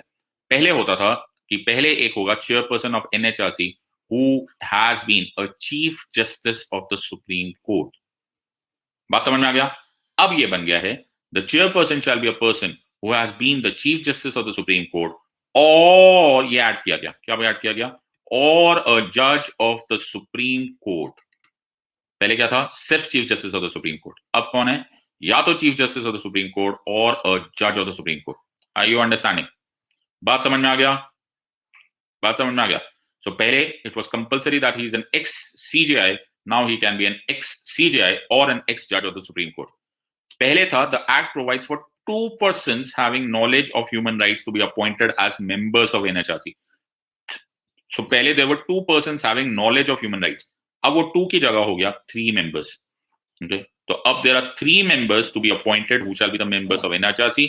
उनमें से एक कंपल्सरी एक वुमेन होनी चाहिए। Are you understanding? ये कहां से आए हो सब? ये protection of human rights act 2019 की विल बी द अमेंडमेंट्स। तो पहले थे देयर वर 2 पर्संस, अब हो गए हैं 3 पर्संस। अब 3 में से एक will be compulsorily women, okay, और अ वुमन। पहले था the chairperson of NHRC is the person who has been a chief justice of the supreme court, अब है chief justice of supreme court और अ जज ऑफ द सुप्रीम कोर्ट। बात समझ में आ गया? लिख लिया सबने?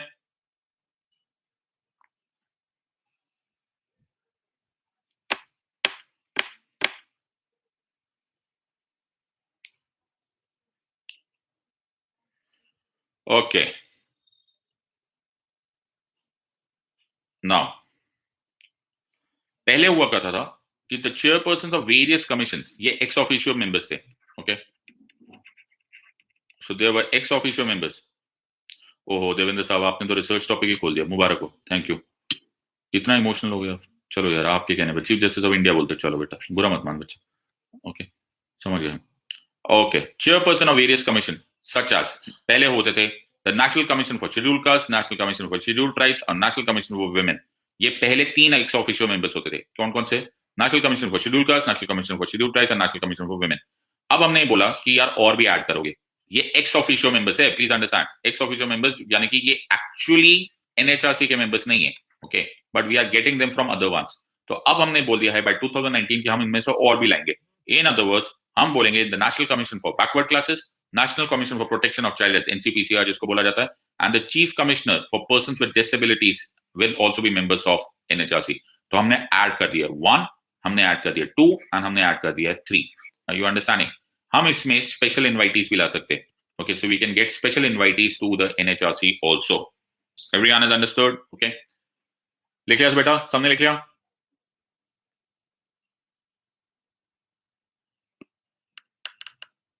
तो पहले था 1 2 एंड 3, अब हमने एक और ऐड कर लिया 1 2 3, तो हमने डबल कर दिए। सबको समझ में आ गया? Okay, very good. नाउ इसमें थोड़ी देर में चलते हैं। अच्छा, ये पहले खत्म कर देते हैं। उसी तरह से the chairperson of an SHRC, पहले हुआ था ही shall be only the chief justice of high court, अब ये हो गया है a person who has been the chief justice और अ जज ऑफ हाई कोर्ट। तो ये एग्जैक्टली सेम हो गया, पहले वहां पे सिर्फ चीफ जस्टिस था, ओके, एंड अब है गया चीफ जस्टिस और अ जज। नाउ पहले था that there shall be a term of 5 years or till the age of 70 years, whichever is earliest. अब उस टर्म को चेंज कर दिया गया 3 years till the age of 70 years, whichever is earlier. Are you understanding? Okay. अब interesting बात सुनो, जो चेयरपर्सन होता है ना उसको रीअपॉइंट नहीं कर सकते। What am I saying? The chairperson cannot be reappointed as a chairperson. Okay. But the other members can be reappointed as a chairperson. मेरी बात समझ में आ गई? मेरी बात समझ में आई? नहीं समझ में आया तो मैं फिर बोलता हूं। Chairperson can not be reappointed as chairperson, other members can be made a member of as the chairperson. लेकिन गड़बड़ है, गड़बड़ है मतलब क्या? जो तुम्हारी टोटल टर्म है, ओके, फॉर एग्जांपल अब total term is 3 years, right? तो पहले तुम मेंबर थे 2 साल, तो अब तुम चेयरपर्सन से 1 साल रह सकते हो। Are you understanding what am I saying? अब ये 5 years तो नहीं रह गए ना, I hope you understand, it has become 3 years, okay. So what has happened? So total तुम्हारा term, yes Dharmendra, you understood this part. तो अगर तुम मेंबर्स 1 साल रहे हो तो तुम अगले 2 साल के लिए तुम रह सकते हो as the chairperson. Are you understanding? The total term उतना ही फिक्स रहेगा। बात समझ में आया या नहीं?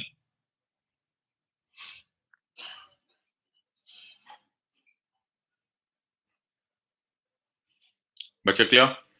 सर लेकिन ये एनएचआरसी काम करेगा कैसे? तुम लोगों ने कभी कभी किसी कंपनी के बाहर में देखा है, उस कंपनी के बाहर लिखा होता है ISO 9001, ISO 9000, ऐसा सर लिखा होता है, तुमने देखा कभी ये? ओके, इसको बोलते हैं एक्रेडिटेशन। क्या बोलते हैं इसको? Accreditation, yes, okay. स्टैंडर्ड्स होते हैं, पहले AGMARK, ISI, ये सब भी होते थे, ये एक्रेडिटेशन होता है कि भाई तुम इतने लायक हो तो हम तुम्हें ये क्वालिटी सर्टिफिकेट देते हैं। वैसे ही सारे ह्यूमन राइट्स इंस्टीट्यूशंस को पूरी दुनिया के एक्रेडिटेशन मिलता है। किस बेसिस पे? कि भाई वो पेरिस प्रिंसिपल्स के अनुसार काम कर रहे हैं कि नहीं कर रहे। उस एक्रेडिटेशन का काम देता है ज्ञानरी। कौन देता है? ज्ञानरी। ज्ञानरी क्या है? The global alliance of national human rights institution. याद रखना क्या मैंने बोला, ये क्वेश्चन आएगा मेरे फ्रेंड्स, तुम्हें मेरी याद आएगी इस साल। ओके, ये क्वेश्चन आएगा। बताओ मैं कितना स्माइल कर रहा हूं। Okay, the global alliance of national human rights institution GANHRI तुमको एक्रेडिटेशन देगा। ओके, अगर तुमने बहुत अच्छा काम किया तो तुमको मिलेगा A+ और A+ एक्रेडिटेशन। आजकल ह्यूमन राइट्स इंस्टीट्यूशन में हमारे NHRC को मिलता है what is called as A+ accreditation. क्यों? क्योंकि अपरेंटली आजकल आज तक हम पेरिस प्रिंसिपल्स को बड़े अच्छी तरह से फॉलो कर रहे हैं, तो हमारे को बहुत अच्छे मार्क्स मिल रहे हैं। लेकिन इसका कुछ भरोसा नहीं है। मतलब अगर तुमने अपना काम ठीक से नहीं किया, अगर तुमने अपना काम ठीक से नहीं किया तो तुमसे ये एक्रेडिटेशन ले लिया जाएगा। क्या ले लिया जाएगा? एक्रेडिटेशन। सर ये एक्रेडिटेशन ले लो, क्या करना हमें? सर्टिफिकेट हमें नहीं चाहिए, निकाल दो इसको। अरे नहीं बाबा, ऐसा थोड़ा होता है। अगर तुमने इसको निकाल दिया या तुम्हारे एक्रेडिटेशन कम कर गए तो तुम्हारा नेशनल ह्यूमन राइट्स कमीशन तुमको रिप्रेजेंट नहीं कर पाएगा एट द यूएनओ। कहां नहीं रिप्रेजेंट कर पाएगा? At the UNO. Are you understanding this part? Anu Patil को बीच में याद आ रहा है, sir when will governance start sir? घर बुला लो मुझे। अच्छा नहीं लग रहा, लगता है ना? मजा नहीं आ रहा ना अनु? सब्जेक्ट ये छोड़ दो, आगे का चलते। तो हमने क्या बोला? Global alliance of national human rights institution ज्ञानरी।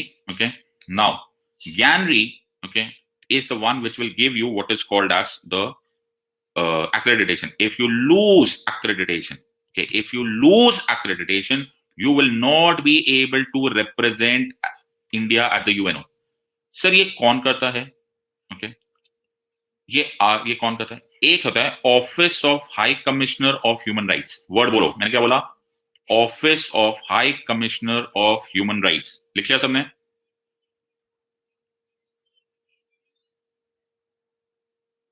Office of high commissioner of human rights. Okay, क्या फास्ट चल रहा है अरुण साहब? अरुण सर क्या फास्ट चल रहा है?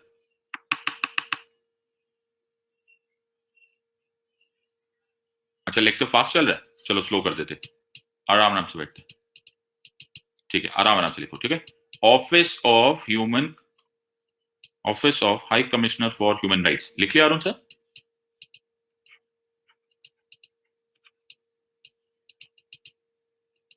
Very good. सो तो बेटा office of the high commission of human rights तुमको देता है एक्रेडिटेशन। ओके, एक्रेडिटेशन मिलता है on the basis of Paris principles.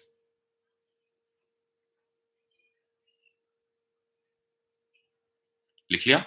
India को आजकल बहुत अच्छी एक्रेडिटेशन मिल रही है। ओके, नाउ ये office of high commission of human rights okay में की आजकल जो चीफ है उनका नाम है मिशेल बैचलेट। उनका नाम है मिशेल बैचलेट। सर इनका नाम आपने क्यों बताया? बिकॉज आर्टिकल 370 के एब्रोगेशन के दौरान ओके मिशेल बैचलेट ने टेलीविजन पर आई और उन्होंने बोला that I am not very happy with the situation in. अच्छा, अब शिवा शक्ति साहब के जवाब देते। शिवा शक्ति साहब, एक्रेडिटेशन देता है GANHRI, global alliance of national human rights institution, जो वर्क करता है under office of high commission of the human rights. Okay Shiva Shakti साहब, are you clear? Very good. So Michelle Bachelet ji हैं वो OHCR की हेड है, वो United Nations human rights chief हैं। उन्होंने आर्टिकल 370 के एब्रोगेशन के दौरान बोला कि she is not happy with situation in Kashmir. तो अगर हम इस सिचुएशन को एड्रेस नहीं करेंगे तो हमारी एक्रेडिटेशन कम हो सकती है, तो हमें नेशनल ह्यूमन राइट्स कमीशन को कुछ करना पड़ेगा। इन other words NHRC must act free and fair so that they follow Paris principles in order to protect the accreditation. ये क्योंकि मिशेल बैचलेट ने स्टेटमेंट दी है इसीलिए ये UPSC का इंपॉर्टेंट क्वेश्चन हो गया है। All good? स्पीड ठीक थी भाई?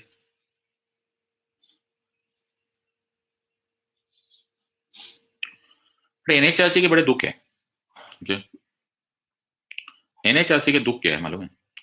एनएचआरसी है तो स्टेट का ही पार्ट, ये सुनो, तो एनएचआरसी है तो स्टेट का ही पार्ट, लेकिन एनएचआरसी को कुछ स्पेशल पावर्स भी, जैसे एनएचआरसी किसी भी जेल को विजिट कर सकता है, किसी भी जेल को विजिट कर सकता है to look at the situation और to look at the conditions of the prisoners. Okay, ये भी तुम्हारा, I hope you are understanding the point.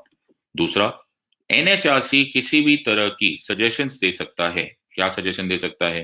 वो सजेशन दे सकता है या रिकमेंड कर सकता है what is called as punitive measures. क्या मेजर्स कौन सा कर सकता है? प्यूनिटिव मेजर्स, पनिशमेंट मेजर्स वो रिकमेंड कर सकता है। इसको वो कर सकता है किसी भी अथॉरिटी के किसी भी एयरिंग ऑफिशियल को, किसको? एयरिंग ऑफिशियल को। किसी भी ऑफिसर ने अगर कुछ लफड़ा किया ह्यूमन राइट्स वायलेशन का, तो वो रेकमेंड कर सकता है प्यूनिटिव मेजर्स। अगर ये ऑफिसर इंडियन आर्मी का है या इंडियन डिफेंस फोर्सेस का है, तो उनको एनएचआरसी को रिपोर्ट बैक करना पड़ेगा with in the next 3 months कि उन्होंने क्या एक्शन लिया है। और अगर वो इंडियन आर्मी या डिफेंस ऑफिसर्स के सिवाय कोई और अथॉरिटी है, एनी अदर अथॉरिटी है, तो उनके पास केवल 1 मंथ का टाइम है जिसमें उनको एनएचआरसी को बताना पड़ेगा कि उन्होंने क्या एक्शन लिया है। लिख लिया? Very good. Now NHRC compensation भी दे सकता है फॉर एनी ह्यूमन वायोलेशन और human right violation.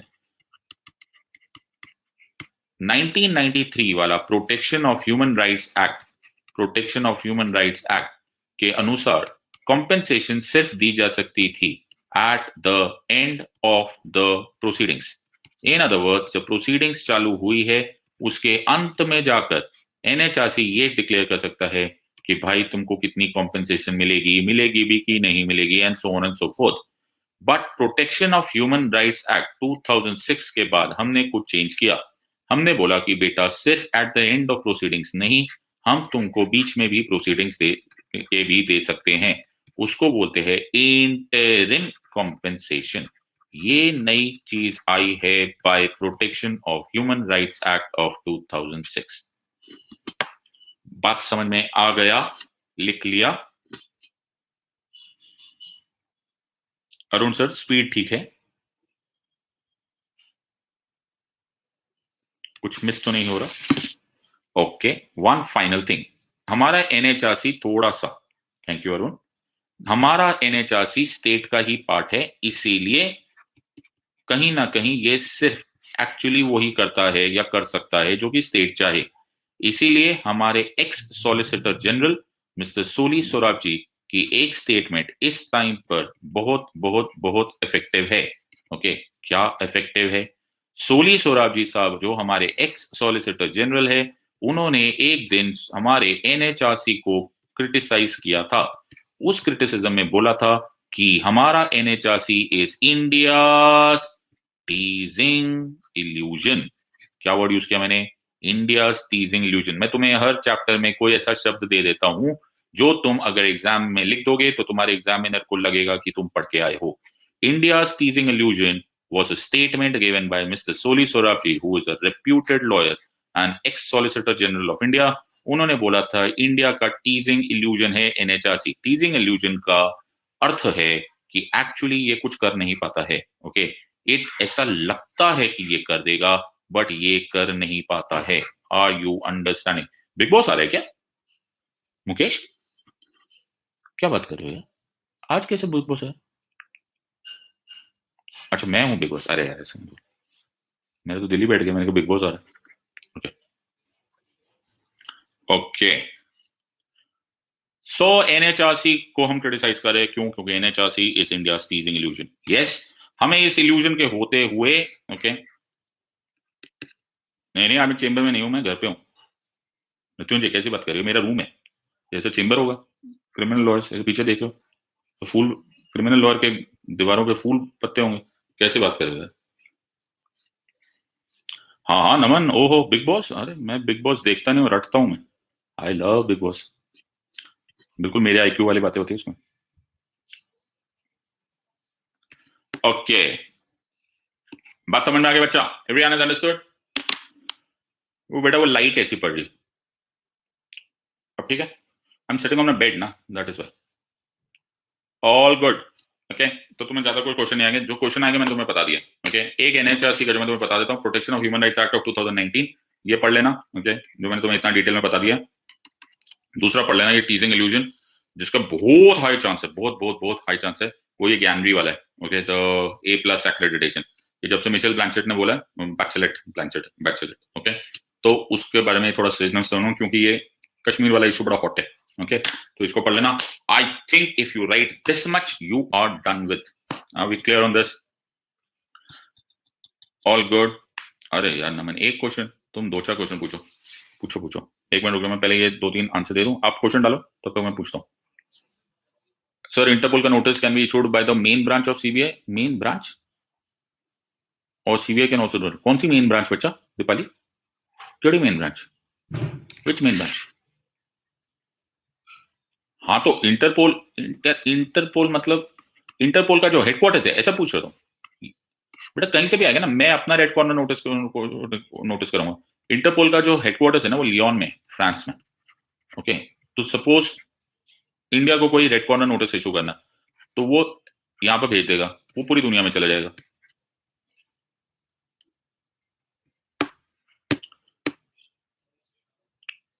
Anas Saeed को स्पीड कम कराने के लिए शुक्रिया अदा कर रहे हैं आपका।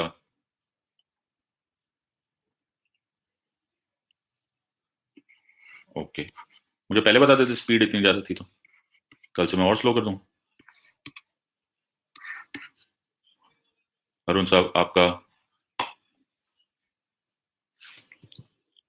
इतना सही है? ओके, आपका हुक्म सर आंखों पर। Alright, fair enough. बर्बरीक साहब, ये यार मेरे को तेरा नाम बड़ा अच्छा लगता है, Barbarik. Okay, sir, at the end of this lecture, can you please explain the implications of CJI coming under the RTI and why was judiciary so reluctant to do so? Why was so reluctant to this? ये क्या होता है बच्चा, जो judiciary है ना, हम लोग का जो जुडिशियल प्रिंसिपल्स है ना, वो ओपन क्रिटिसिज्म नहीं सह सकता। Okay, please understand you know क्या होता है, नरेंद्र मोदी किस बेसिस पे डिसाइड करे ना, ये करीब करीब पब्लिक इन्फॉर्मेशन।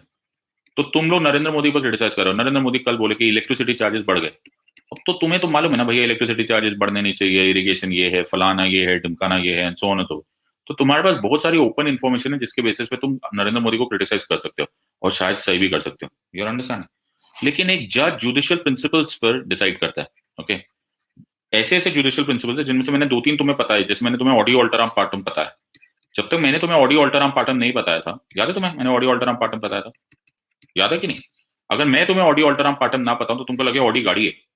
ओके, भगवान कोई कार के बारे में बता रहे, ये सुनो, तो ये जनरल पब्लिक को, ओके, ये ऑडियो अल्टराम पार्टन थोड़ा ना समझ में आने वाला है। ओके, आज अचानक तुम लोग बोल दो, आज तुमको मैंने पढ़ा दिया, लेकिन इस देश के 130 करोड़ लोगों को से जाके पूछो ऑडियो अल्टराम पार्टन क्या होता है। ओके, वो किसी को नहीं समझ में आने वाला, राइट? लेकिन उनसे पूछो कि बिजली का बिल बढ़ाना है कि कम कराना है, they can freely talk about this.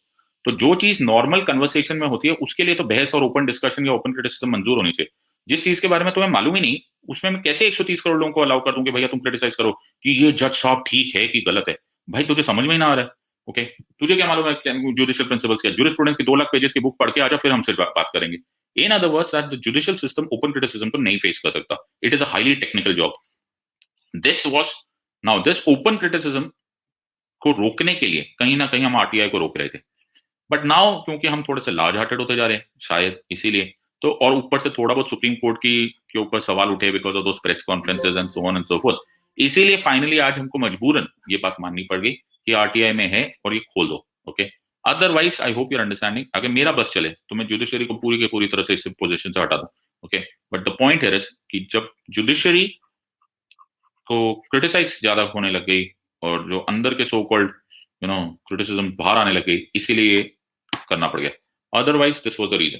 Judiciary is a closed thing, इसलिए हम काला कपड़े पहनते हैं। There is darkness, there is secrecy, you understand?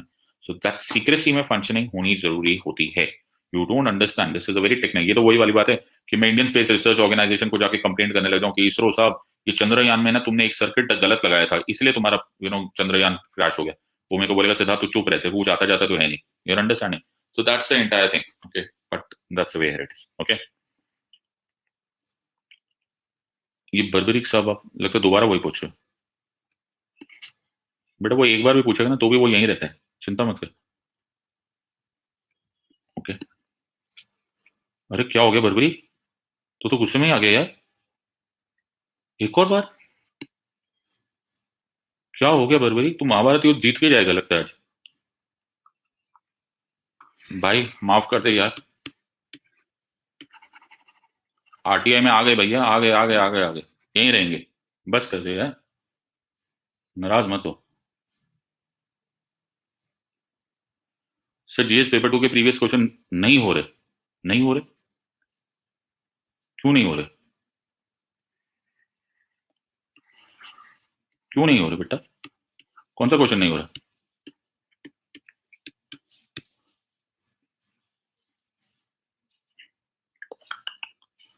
जो क्वेश्चन नहीं हो रहा मेरे साथ डिस्कस करें, तो कोशिश करो बेटा।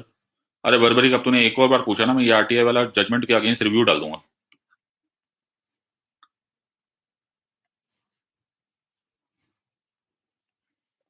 Sir why was CBI not given special statute if it has political interference? अरे वाह ज्योति, तू तो मुझसे भी ज्यादा बोली है। Okay. CBI was not given special statute ताकि पॉलिटिकल इंटरफेरेंस रहे। वाह। Are you understanding? अच्छा। ज्योति रंजन मिश्रा जी से बोला है? अच्छा। Okay okay, sorry, extremely sorry. मेरा पॉइंट ये है कि पॉलिटिकल इंटरफेरेंस तो हम चाहते हैं ना बच्चे। मैं ही तो हूं। मैं ही तो सेंट्रल गवर्नमेंट हूं। मैं तो पॉलिटिकल इंटरफेयर करना चाहता हूं ना सीबीआई में, इसीलिए तो है, क्योंकि मैं राम राज्य थोड़ा बना रहा हूं बच्चे। ओके, मैं राजनीति कर रहा हूँ। Are you understanding? सब थोड़ा ना मेरी तरह से बोले होंगे। बेटा एक बार आने दे ये तेरा, अरे यार, exemption to CJ after coming under, भाई मैंने तेरे को कल पूरा का पूरा पिटिशन ला दूंगा, तू बख्श दे यार उसको, आने दे, मैं तेरे को पूरा आंसर दे दूंगा इसके बारे में, चिंता मत कर। ठीक है, रिलैक्स हो जा। तू यार, तू ज्यादा ही सेंटी हो गया यार, इतना तो सीजे भी सेंटी नहीं है आरटीआई में अंडर आने में। ओके, चलो भाई, all good. Okay, see you tomorrow, that should be more than enough. Previous year question, हाँ अरुण सर बोलो, आप बताओ। Sir can we do previous year question in parallel? अरे भैया आपको हमारी इजाजत की जरूरत है, प्लीज शुरू करो। ओके, शुरू करो शुरू करो शुरू करो अंताक्षरी। ओके, स्टार्ट करो बच्चे, जितनी जल्दी हो सके। Okay, all good. Okay, thank you very much, God bless, good night.